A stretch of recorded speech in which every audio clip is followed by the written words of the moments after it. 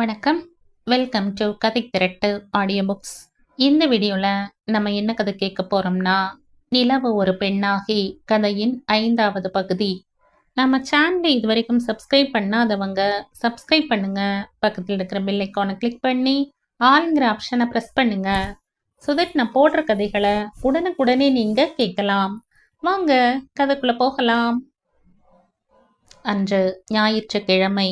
சஜி விழித்து கொள்ள மனமில்லாமல் கட்டிலில் கிடக்க எழுந்து கொண்ட அஸ்விதா அவனுடைய தலைமாட்டில் அமர்ந்து ஆனந்த லாகரி பாடிக்கொண்டிருந்தாள். சஜி, எழுந்திரு, எனக்கு பசிக்குது, பல் தேய்ச்சி விடு, காப்பி குடிக்கணும்.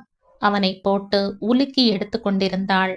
அவள் செய்யும் அத்தனை சேட்டைகளையும் புன்சிரிப்போடு பொறுத்து கொண்டு கட்டிலில் குப்புறப்படுத்திருந்தான். எனக்கு பசிக்குது. மெல்ல அவன் வெற்று முதுகில் அவள் முகம் பொதிக்க சட்டென்று விபரீதத்தை உணர்ந்து எழுந்தமர்ந்தான்.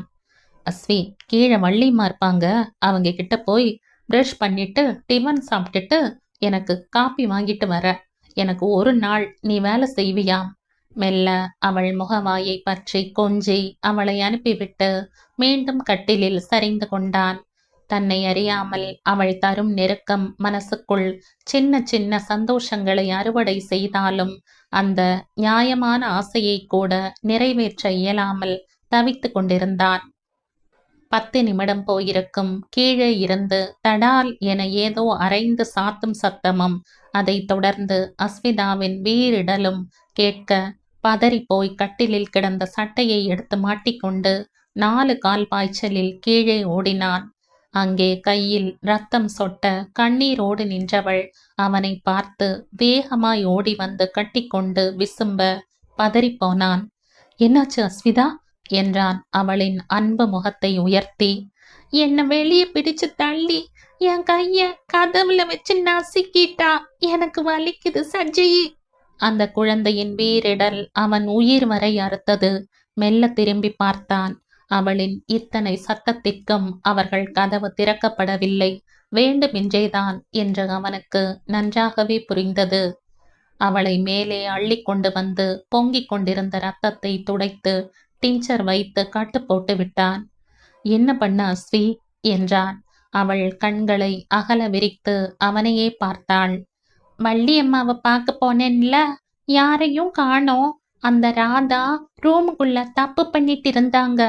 ஏன் தப்பு பண்றீங்கன்னு கேட்க என்னை பிடிச்சு தள்ளி கைய கதவுல வச்சு நசுக்கிட்டா. சஜி, ரொம்ப வலிக்குது. விட்ட அழுகை மீண்டும் தொடர மெல்ல அவள் தலை கோதினான். ஒரு விரும்பத்தகாத வெறுப்பு மனசுக்குள் வந்து ஒட்டி கொண்டது. இவளுக்கு என்ன தெரியும்? அந்த உணர்வைத்தான் தொலைத்துவிட்டு அலைகிறாளே. ஆனால் உணர்விருக்கும் மனிதர்கள் கதவை அடைத்துவிட்டு சரசம் பண்ண வேண்டாமா? ஒரு கூட்டு குடும்பத்தில் இது தவறில்லையா? அதற்கு காயப்படுத்தி தான் தண்டிக்க வேண்டுமா? மனம் கருவிக்கொண்டே எரிச்சல் பட்டது. காலையில் உணவு வேளையில் மகேஷின் முகத்தில் ஒரு இனம் புரியாத தர்ம சங்கடம் நிலவ அதற்கான காரணத்தை அறிந்த சஜி பொதுவாய் சொன்னான். அவளுக்கு நல்லது கெட்டது தெரியாது. உங்களுக்கு ஒரு குழந்தை இருந்து அந்த குழந்தை ஏதாவது தப்போ அடமோ பண்றது மாதிரியான நிலைதான் இதுவும். அதை முதல்ல உள் வாங்குங்க. அவளை தண்டிக்காதீங்க. அது என் மனசு அறுக்குது. அவ செய்யறத சகிச்சுக்க முடியாட்டி என்கிட்ட சொல்லுங்க. நான் அவளை உங்க அறை பக்கமே வராம பாத்துக்கிறேன். ஆனா யாரும் அவ மேல கை வைக்காதீங்க. கை குவித்து சொல்லிவிட்டு அவன் மனைவியின் கை பிடித்து கொண்டு அங்கிருந்து நகர மகேஷ் குற்ற உணர்வாய் நின்றான். ஆனால் ராதாவோ எதையும் கண்டு கொள்ளத்தான் இல்லை.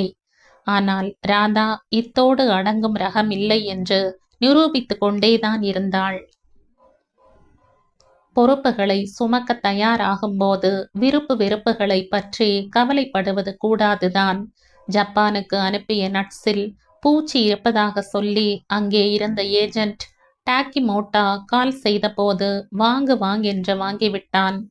நிச்சயம் அவர்கள் அனுப்பிய பொருட்களில் பிரச்சனை என்றால் அதை மாற்றித்தர தயாராகவே இருந்தாலும் திருப்பி அனுப்பும் செலவையும் சேர்த்து இவர்களையே ஏற்க சொன்னதால் இரு தரப்பு பேச்சுவார்த்தையும் பெரும் முட்டுக்கட்டையாக இருந்தது. கிட்டத்தட்ட 2 மணி நேரத்து பேச்சுவார்த்தைக்கு பிறகு 70-30 ஷேரிங்கிற்கு அவர்கள் சம்மதிக்க ஒரு வழியாக அவன் கிளம்பிய கணம் மணி 6 கடந்திருந்தது.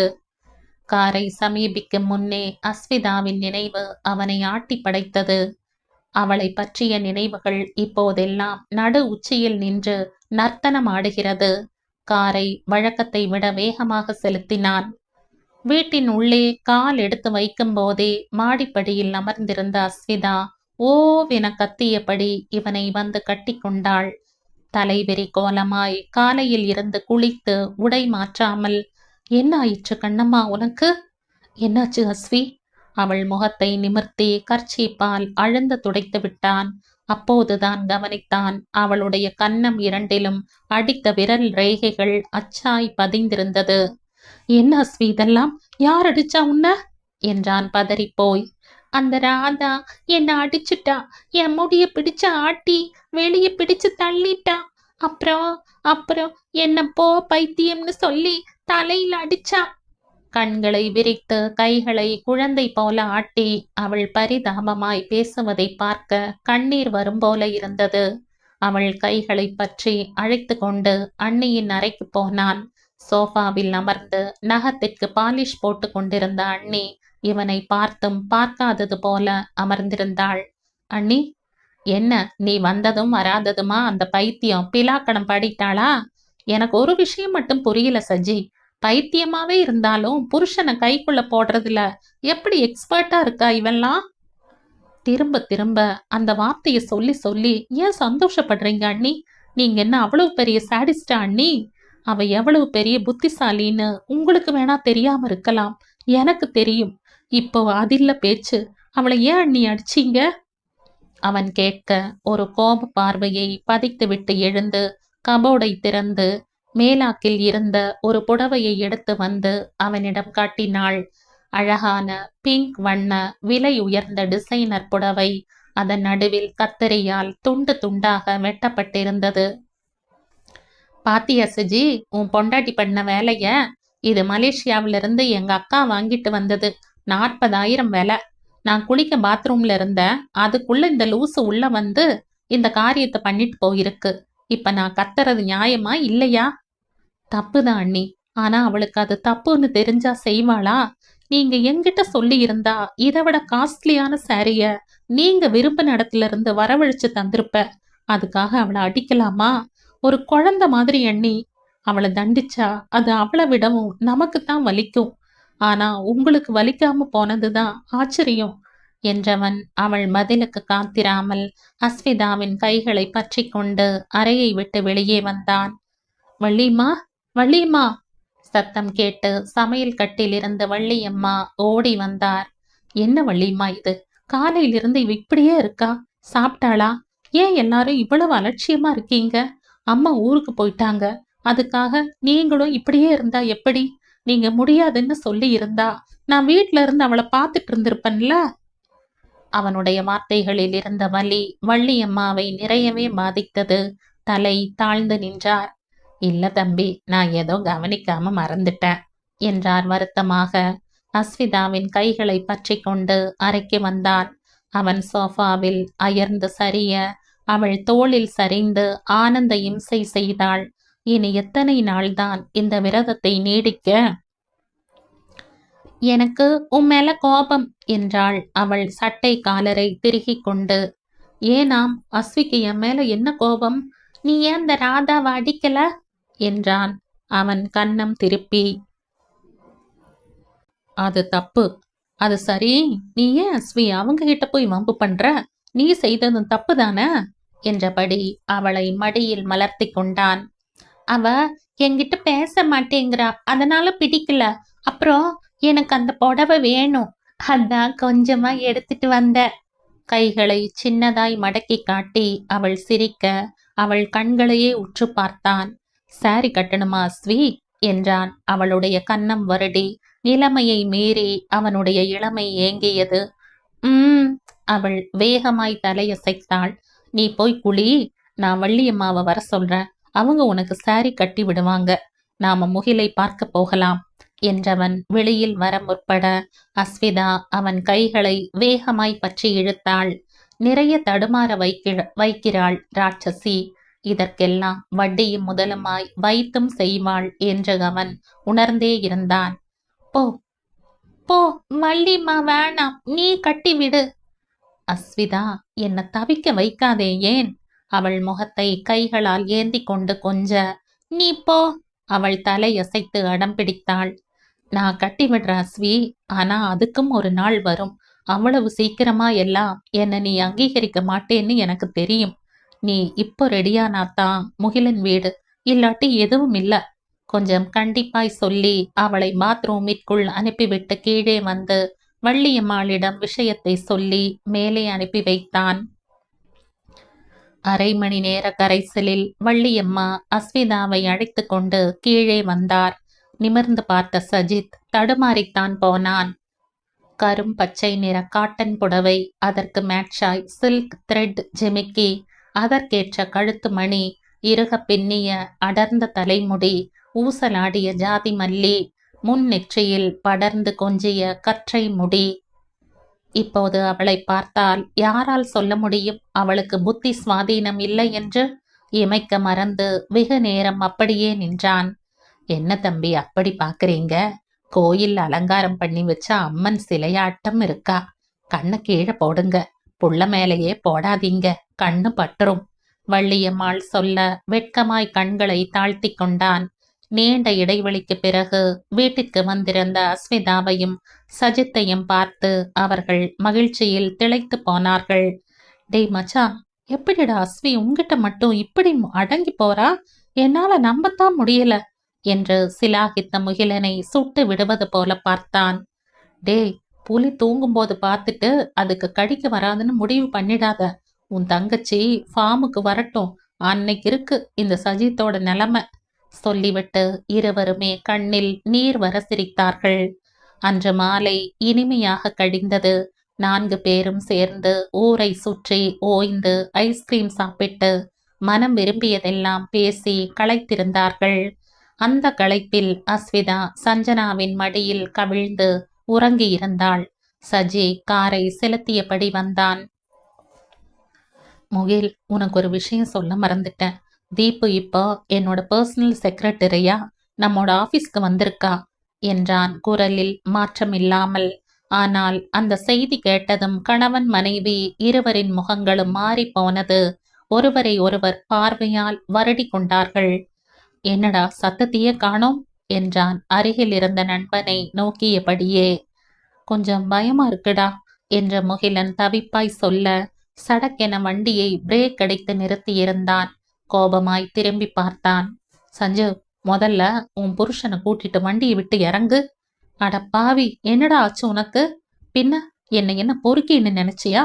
உன் தங்கச்சி தான் காலம் பூரா என்னை பொறுக்கி பொறுக்கின்னு சொல்லியே ஓஞ்சு போய் படுத்திருக்கா. நீயுமாடா என்றான் அலுப்பாக. சாரிடா மாப்ள, நான் உன் நண்பன். உன்னோட மனசும் அந்த மனசுல தீப்பு மேல இருந்த காதலும் எனக்கு தெரியும். அதனாலதான் சட்டுன்னு மனசு பயந்துருச்சு என்றான் நிஜமான வருத்தத்துடன். சஜி அழகாய் தலையை கோதிக்கொண்டான். கழுத்தை பின்னால் வளைத்து தூங்கும் அஸ்விதாவை பார்த்தான். ரெடிமேடு புன்னகை ஒன்று இதழ்களில் வந்து ஏகாந்தமாய் ஒட்டி கொண்டது. விடலை பருவத்துல மட்டுமில்ல, வளர்ந்த பிறகும் இன்ஃபாச்சுவேஷன்கிற இன கவர்ச்சி வருமோ தெரியலடா சொல்ல. ஆனா இப்ப தோணுது, கல்லூரி காலத்துல கூட அது நடக்கணும்னு தோணுது. எந்த அன்பையும் குறைச்சு நான் மதிப்பிடல. ஆனா இந்த அன்புக்கு விலை மதிப்பே இல்லடா என்றான் அஸ்விதாவை கண்களால் வருடியபடி. நெகிழ்ந்து போய் பார்த்தான் முகிலன். உனக்கும் சஞ்சுமாக்கும் இடையே வந்த நெருக்கத்துக்கு காதல் காரணமாய் இருக்கலாம்.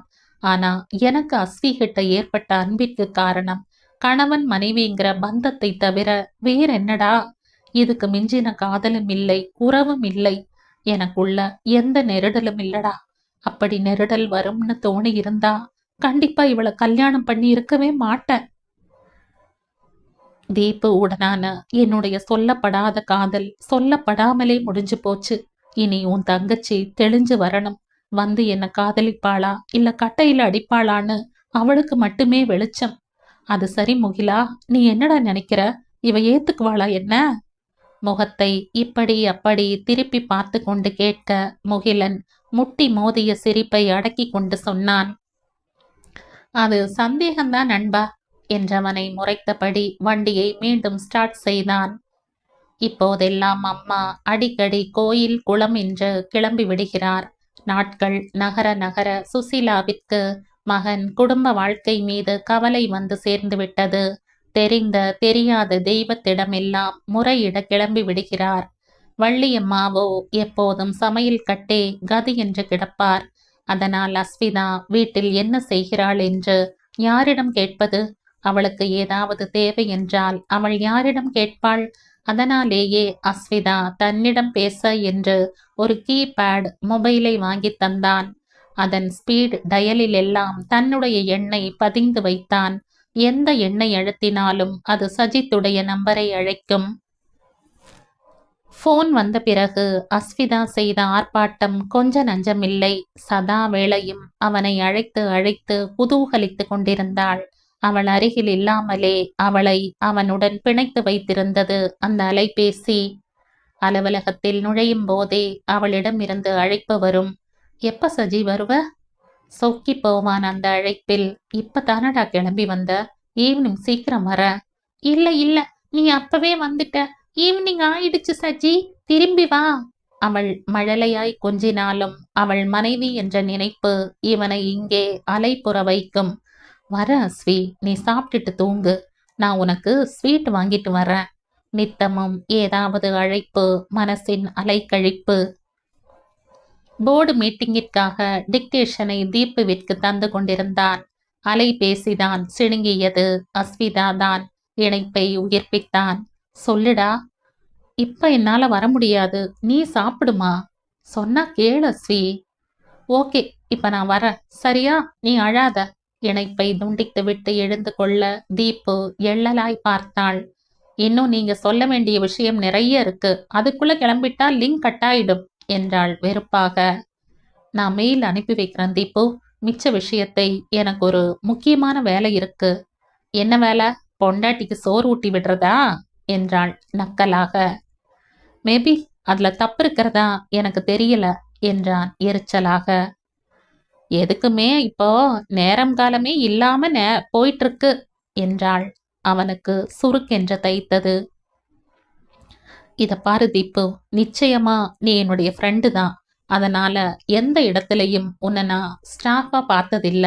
நீயும் என்ன பாஸா பார்க்க வேண்டிய தேவையே இல்லை. ஆனா அதுக்கான எல்லை இருக்கு.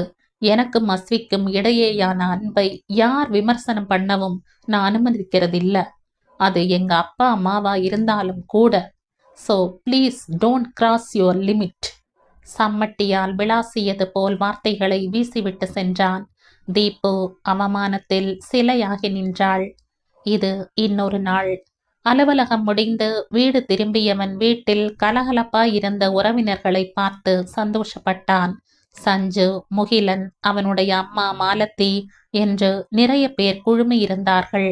உள்ளே வந்தவனை வாயில் ஸ்வீட்டை அடைத்து வரவேற்றார் சுசீலா. என்னாச்சுமா என்றான் திணறிப்போய். கடைசியில ஆண்டவன் கண்ணை திறந்துட்டாருடா. நம்ம சஞ்சனா குட்டி முழுகாம இருக்கா.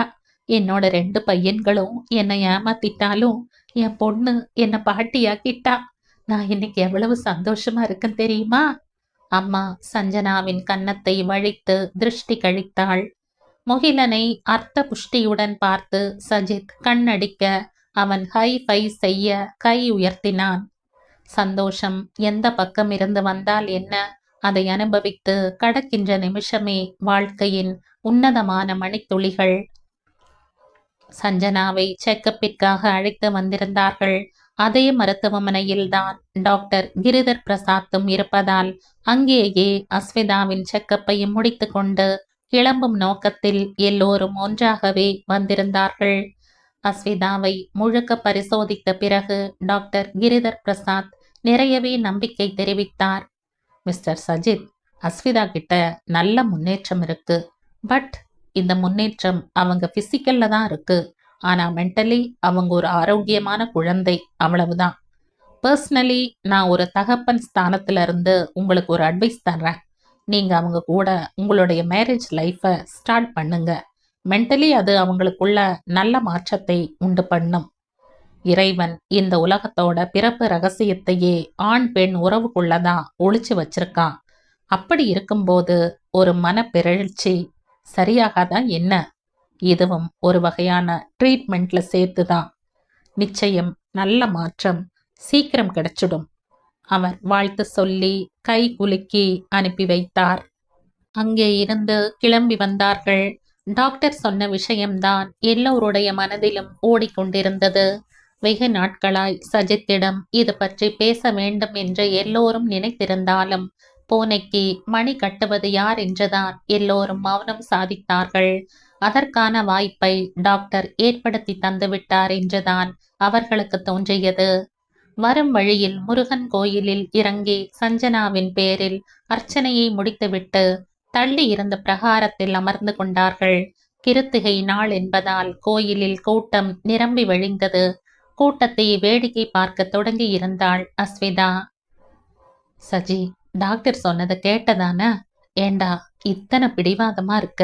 நானும் எத்தனையோ முறை உங்கிட்ட ஜாட மாடைய பேசிட்டேன். ஒரு அம்மாவா இதுக்கு மேல என்னால என்னதான் செய்ய முடியும்?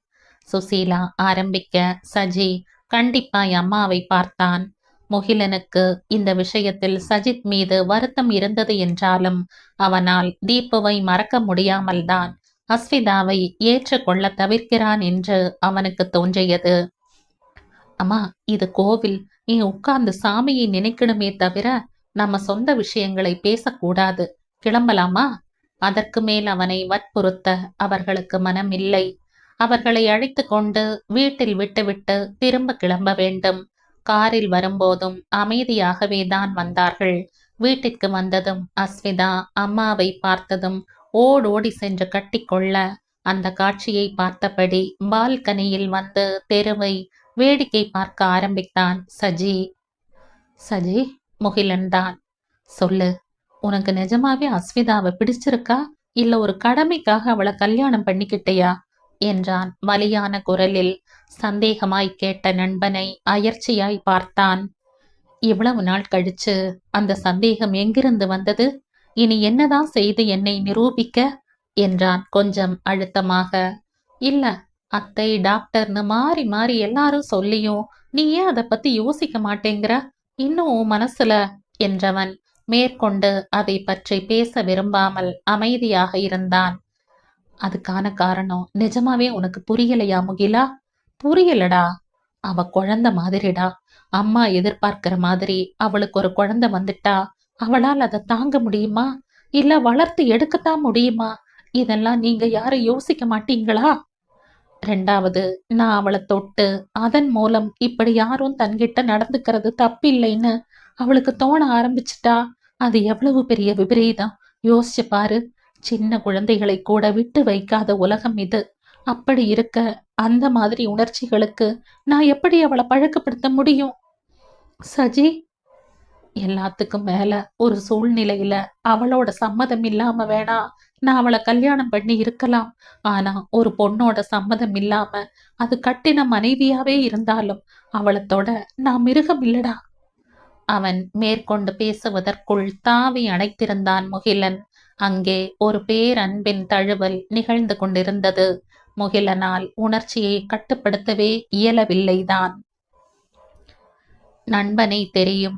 ஆனால் அவன் இத்தனை உயர்ந்த நெறி கொண்டவன் என்று உணர்ந்த போது எப்போதுமே உயரத்தின் இலக்காய் அவனை நிறுத்தி வைத்து பார்த்த முகிலனுக்கு மிகுந்த பெருமிதமாயிருந்தது. உள்ளே இருந்து கேட்டுக்கொண்டிருந்த சுசீலாவும் மகனை எண்ணி பெருமிதப்பட்டு உள்ளம் பூரிக்க நின்றார். ரொம்ப பெருமையா இருக்குடா சஜி. உன்ன மாதிரி ஒரு கணவன் கிடைச்சா அஸ்வி ஆயுள் முழுதுமே இப்படி இருந்தா கூட அதுவும் அவளுக்கு பாக்கியம்தான் என்று கூறிய நண்பனை முடிந்தளவு முறைத்தான். இது ஆசீர்வாதம் மாதிரி இல்ல, சாபம் மாதிரி இருக்கு. ஏண்டா எனக்கு மட்டும் எந்த ஆசா பாசமும் இருக்க கூடாதா? உன் தங்கச்சி ராங்கி பிடிச்சவ கத்தி ஓய்வாதான், அதுக்கப்புறமாவது என்னை ஏத்துக்குவா இல்ல?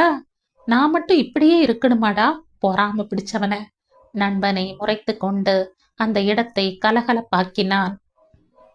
காலையில் கண் விழித்த போதே கண் இரண்டும் தீயாய் எரிந்தது. உடம்பு அசத்தி ஓய்ந்தது. இன்று அலுவலகம் போக முடியுமா என்பதே பெரும் கேள்விக்குறியாயிருந்தது. எழுந்து பல் துலக்கி ஒரு காஃபியை குடித்துவிட்டு தன்னை ஆஸ்வாசப்படுத்திக் கொள்ள நினைத்து அதுவும் இயலாமல் போக மீண்டும் வந்து கட்டிலில் சரிந்தான். போன் அடித்தது. அலுவலகத்தில் இருந்து தீப்புதான். சொல்லு தீப்பு என்றான் சன்னமான குரலில். என்னாச்சு சஜி, உங்களுக்கு உடம்பு சரியில்லையா? இன்னைக்கு ஆபீஸ் வரமாட்டீங்களா என்றாள் பதட்டத்துடன். ஒண்ணுமில்ல தீப்பு, லேசான ஜுரந்தான். ஜேம்ஸ் அண்ட் மேரி கம்பெனிக்கு நாம் அனுப்ப வேண்டிய கொட்டேஷனுக்கு இன்னைக்கு தானே கடைசி நாள். அது இல்லாம மாடர்ன் இந்தியாவுக்காக நாம டூட்டி ஃப்ரூட்டி சப்ளை பண்றதுக்கான அக்ரிமெண்ட் ஃபைலையும் இன்னைக்கு சப்மிட் பண்ணி ஆகணும் இல்லையா என்றான் யோசனையோடு. Exactly correct. என்னால வர முடியும்னு தோணல Deepu. If you don't mind, நீ கொஞ்சம் அந்த ஃபைல்களை எடுத்துட்டு வீட்டுக்கு வர முடியுமா அவன் கேட்க அவள் சரி என்று சம்மதித்தாள். எழுந்து வந்து சோஃபாவில் அமர்ந்தான். லேப்டாப்பை பிரித்து வைத்து கொண்டு ஃபைல்களை காப்பி எடுக்க ஆரம்பித்தான். அறைக்குள் வந்த அஸ்விதா அவனை ஏற இறங்க பார்த்தாள். கட்டிலில் கிடந்த கரடி பொம்மையை எடுத்து கொண்டு வந்து அவன் மடியில் தலை வைத்து படுத்து கொண்டாள். நெகிழ்வாய் அவள் முகம் பார்த்தான். அஸ்விமா, போய் கட்டில படுத்துக்கோய, எனக்கு ஜுரமா இருக்கு, உனக்கும் இது வந்துடும்டா என்றான் மென்மையாக. அவள் கன்னம் வருடி, வரட்டும், பரவாயில்ல, நான் இப்படித்தான் படுத்துக்குவேன். அவன் இடக்கையை பற்றி இழுத்து தன் கழுத்தை சுற்றி மாலையாக்கிக் கொண்டாள். சரியாய் அந்த நிமிடம் அரை கதவை ஒற்றை விரலால் தட்டி உள்ளே வர அனுமதி கேட்டாள் தீப்பு. இந்த நிலையில் இவர்களை பார்த்தால் அவளுடைய ரியாக்ஷன் என்னவாக இருக்கும்? தயக்கமாக இருந்தது. ஆனாலும் வேறு வழி இல்லை. எஸ் தீப்பு, கமின் என்றான். கதவு திறந்து உள்ளே வந்தவள் எச்சில் கூட்டி வெறுப்பை அடக்கினாள். தப்பான நேரத்துல வந்துட்டனா என்றாள் வெறுப்பை முழுங்கி. அவன் அதற்கு பதிலே தராமல் ஃபைலை வாங்கி சரி பார்த்து அதில் கையெழுத்து இட ஆரம்பித்தான். அவனை கையெழுத்திட விடாமல் அஸ்விதா கரடி பொம்மையால் முகம் மறைத்து ஆர்ப்பாட்டம் செய்து கொண்டே இருந்ததும் துளி கூட முகம் சுளிக்காமல் அவன் தன்னுடைய வேலையை பார்த்தானே தவிர அவளை அதட்டவோ கடிந்து கொள்ளவோ இல்லை.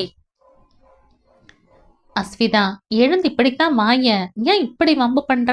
உன்னை இத்தனை ஆர்ப்பாட்டத்திற்கு ஒரு வார்த்தை கடிய மனசு வரமாட்டேங்குது பாரு என்றாள் கடுப்பாக. ஏய், நீ யாரு? நீ எதுக்கு இங்க வந்த? இது என்னோட சஜி, நீ போ. கரடி பொம்மையை விசிறி எறிந்துவிட்டு எழுந்து சஜித்தின் கையை பற்றி கொண்டு தோளில் முகம் புதைக்க அவன் தர்ம சங்கடமாய் தீப்புவை நிமிர்ந்து பார்த்தான். சூழல் மறந்து தீபிகாவின் கண்கள் பனித்தது. இந்த உலகத்தில் தான் மட்டும் தனித்து நிற்பது போல மனசு கூச்சலிட்டது. இது போன்ற அவலம் யாருக்கும் வரக்கூடாதுதான். தான் நேசித்தவன் மடியில் இன்னொருத்தி. அவன் தன்னை மறுக்கவும் தவிர்க்கவும் எந்த காரணமுமே இல்லை. அப்படி இருந்தும் இவர்களின் அன்பை உடைத்து வீசிவிட்டு தன்னுடைய ஆஸ்தானத்தை நிலைநாட்டியிருந்தாள் அந்த சித்தம் கலங்கிய சின்ன பிசாசு. விதியின் மீது கோபமாக வந்தது. அவன் பேரோடு தன் பேரை சேர்த்து புனையாத இறைமையின் மீது கோபமாக இருந்தது. ஃபைலை வாங்கி கொண்டு வெறுமையாக நடந்தாள். அவளின் தளர்ந்த நடை வெகு நேரம் மட்டுக்கும் சஜித்தை வேதனைப்படுத்தி கொண்டே இருந்தது. மறுநாள் அலுவலகம் வந்தபோது தன்னுடைய சூழ்நிலையை சொல்லி தீப்புவிடம் உண்மையாக மன்னிப்பு கேட்டான். அவளோ வெறுமையாக இவன் முகம் பார்த்தாள். இது ஒரு விதமான எஸ்கேபிசம் இல்லையா சஜி? நான் மட்டும்தான் முட்டாளப்போ கண்ணீர் பொங்க கேட்டவளை தீர்க்கமாக பார்த்தான். தப்பா சிந்திக்கிற தீப்பு, யோசிச்சு பாரு. நீயும் நானும் சேர்ந்து வாழலாம்னு நாம நேர்மையாத்தான் யோசிச்சோம்.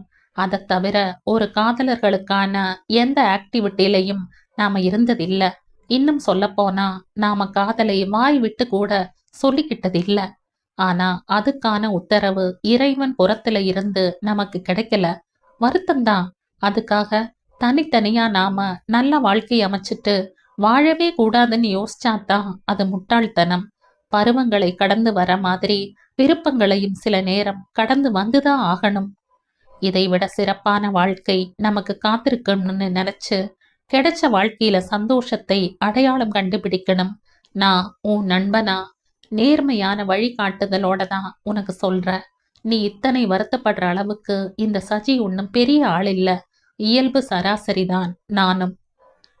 இந்த தெளிவான பேச்சுக்கு பிறகுதான் அவன் மீதான அன்பை இன்னும் இன்னும் அதிகப்படுத்தியது என்பது அவன் அறியாதது. வீட்டிற்கு வந்தபோது சில்க் காட்டன் உடுத்தி தலை நிறைய பூச்சூடிக்கொண்டு கால் ஆட்டிக்கொண்டு அமர்ந்திருந்தவள் அவனை நினைவிழக்க வைத்தாள். ஓய், என்ன இன்னைக்கு இத்தனை மேக்கப்? இன்னைக்கு முழுக்க எனக்கு கால் பண்ணவும் இல்ல, என்ன மறந்துட்டியா என்றான் அவள் முகத்தோடு முகம் நெருங்கி இணங்கி. நாங்க கோயிலுக்கு போறோம் என்றாள் உற்சாகமாக. யார் அந்த நாங்க என்றான் டை முடிச்சை தளர்த்தி கொண்டே. நானும் சுசீலாவும் அவள் சட்டமாய் சொல்ல அவன் ஒரு நொடி துணுக்குற்று போய் பிறகு பெருங்குரல் எடுத்து சிரித்தான். அடி பாவி, எங்க அப்பா கிட்ட கூட இப்படி பேர் சொல்லி கூப்பிட்டதில்ல. என்ன சட்டமா மாமியார் பேர் சொல்லி கூப்பிடுற நீ? அது சரி, யாருக்குத்தான் நீ மரியாதை தருவ? உனக்கு மட்டும்தான் சஜி. அவனை இறுக்கிக் கொள்ள அவனுக்கு மோகத்தில் மூச்சு பிறழ்ந்தது. அந்த மல்லிகை வாசமும் அவளின் எல்லை மீறிய நெருக்கமும் அவனை உணர்விழக்க வைக்க மெதுவாய் அவள் முகம் நிமிர்த்தி பார்த்தான். சஞ்சலமே இல்லை அந்த கண்களில். ஆனால் அவனுள் சஞ்சாரம் பண்ணி கொண்டிருந்தது உணர்வுகள்.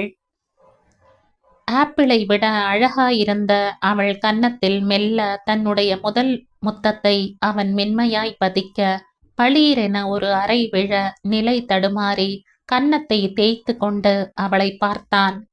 இப்ப எதுக்கு தப்பு பண்ற? சட்டென்று அவன் உணர்வுகள் இருந்த இடம் தெரியாமல் உலர்ந்து போக அவளை அன்பாய் பார்த்தான். இது பப்பி கிசஸ்வி, குழந்தைக்கு அம்மா தருவாங்களே அது மாதிரி. நான் உன் குழந்தையா சஜி என்றாள் கண்களில் ஆவல் பளிச்சிட. ஆமாடா, சரி கிளம்பு, அம்மா வெயிட் பண்ணுவாங்கல்ல. அம்மா இல்ல, சுசீலா. நீ எப்படி வேணா சொல்லு, என்னை விட்டுரு. அவள் கன்னம் தட்டி கீழே அனுப்பி வைத்தான். கண்களை மூடிக்கொண்டு நின்றான். கடமையை மறந்து கனப்பொழுதில் விழித்து கொள்ள பார்த்த இளமையின் மீது கோபம் வந்தது. அதற்கு வழிவகை செய்த தனிமையின் மீது எரிச்சல் மண்டியது.